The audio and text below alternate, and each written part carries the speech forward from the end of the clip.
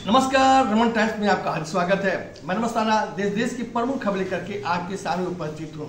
कल supreme court ने चुनाव आयोग को निर्देश दिया है कि जिन लोगों के नाम वोटर लिस्ट में नहीं शामिल हो सके हैं उनको आधार कार्ड सहित 11 दस्तावेज के साथ नाम जोड़ने की परमिशन दे दिया जाए। ये ऑनलाइन हो ताकि आदमी व्यक्ति घर बैठे अपना नाम जुड़वा सके।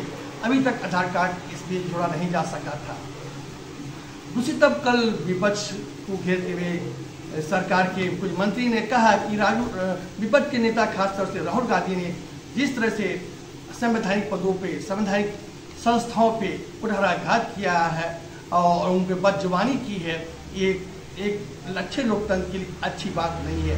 बताते चले, राहुल गांधी जी संवैधानिक पदों पे रहने वाले संवैधानिक विभागों पे लगातार हमलावर रहे हैं। उन्होंने पिछले बार भी कहा था कि भारतीय प्रधानमंत्री चोर हैं। उन्होंने ये भी कहा था कि प्रधानमंत्री को जनता डंडों से पीटेगी। अब चुनाव आयोग को उन्होंने चोरी का आरोप लगाया है। वो अपनी पद मर्यादा गरिमा को भूल करके वो इस तरह का अपना आचरण कर रहे हैं। उनका आचरण और पहनावा और बोलचाल भाषा उसी तरह है जिस तरह से कोई छात्र संघ चुनाव में पदाधिकारियों का होता है, नेताओं का होता है। इस पर सरकार के कुछ मंत्री ने आपत्ति दाखिल की है। उधर उपराष्ट्रपति चुनाव के लेकर सरगर्मी तेज हो चुकी है। कल गृह मंत्री अमित शाह ने विपक्षी पार्टियों को घेरते हुए कहा कि जो उपराष्ट्रपति पद के चुनाव में उन्होंने प्रत्याशी घोषित किया है जस्टिस बी सुदर्शन रेड्डी को, उनका इतिहास खंगाला जाए तो वह माओवादी पसंद करने वाले नेता रहे हैं, माओवादियों के समर्थन करने वाले नेता रहे हैं। उन्होंने कहा कि अगर वो चुनाव आयोग रहते हुए सलमा जुडम के खिलाफ फैसले की नहीं दिए होते तो देश से कट्टरपंथी वामपंथी आंदोलन 2000 में ही समाप्त हो जाता। कल बिहार में भारतीय प्रधानमंत्री मोदी बोलते हुए कह रहे थे कि अब देश में चाहे प्रधानमंत्री हो चाहे मुख्यमंत्री हो, अगर जेल गए तो कुर्सी छोड़नी होगी।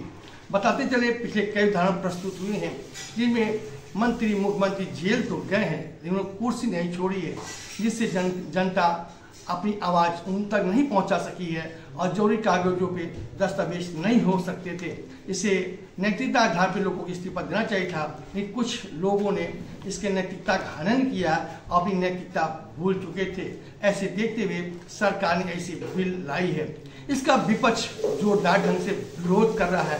विरोध क्यों कर रहा है ये नहीं मालूम, जनता के हित में ये विरोध सही नहीं है।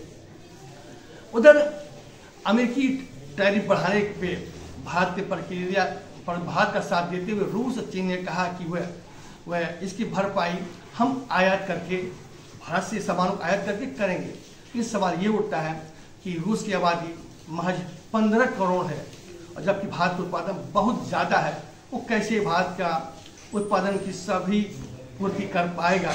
और वहीं दूसरी तरफ चीन का दोहरा चरित्र है, कहता तो कुछ और है, करता कुछ और है।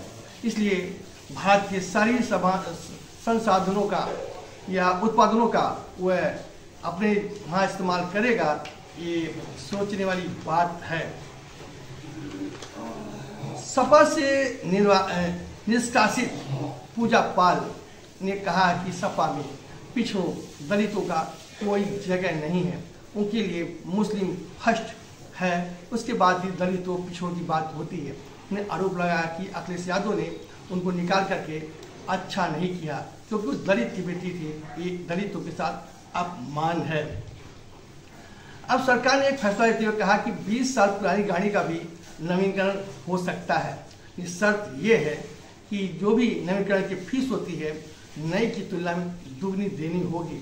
इसलिए अगर आप चाहते हैं तो पुरानी गाड़ी चला सकते हैं। कि सरकार ने नवीनीकरण का शुल्क दुगना करके हतोत्साहित करने का काम किया है। अब आजकल पेपर की सुर्खियों में आवारा कुत्तों का लगातार आ रहा है। वही डॉग लवर या एनिमल लवर कहते हैं, इस सरकार ने जो कहा है कि आवारे कुत्तों को पकड़ करके उनका नसबंदी कर दिया जाए, टीकाकरण कर छोड़ दिया जाए, इसका विरोध कर रहे हैं। हालांकि ऐसा नहीं होना चाहिए। अब बताते चलें, ये ऐसा मौसम है जिसमें कुत्ते पागल हो जाते हैं और अकस्मात लोगों पे हमला करके उन्हें घायल कर देते हैं। आज समाचार यहीं समाप्त हुआ, कल फिर मुलाकात होगी, तब तक मुझे इजाज़त दीजिए। आपका दिन शुभ हो।